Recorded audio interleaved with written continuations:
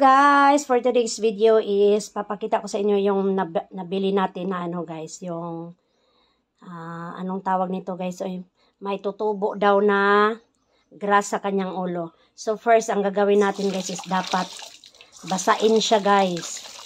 Basain natin. Kasi yun ang sabi. Basain siya. Okay, basain. Yan, dapat masang-masa siya talaga. Basain natin siya. Basain natin siya ng todo. Tapos ilagay dito. Tapos yung isa din.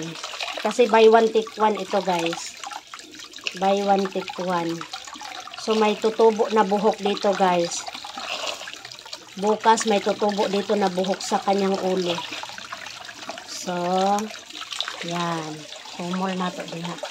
So, dapat guys, lagyan siya kunting tubig sa baba. Okay, sisip-sipin niya hanggang sa itaas yan. Okay.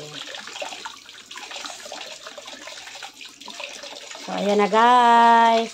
Okay, update ko kayo bukas guys.